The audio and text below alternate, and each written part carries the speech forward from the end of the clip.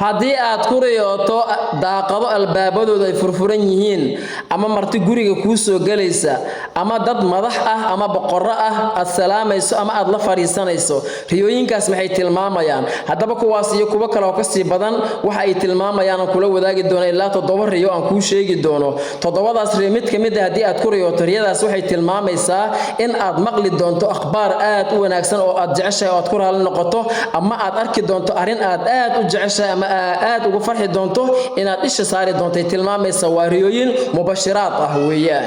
riyada koowaad haddii aad ku riyooto marti gurigaaga soo galaysa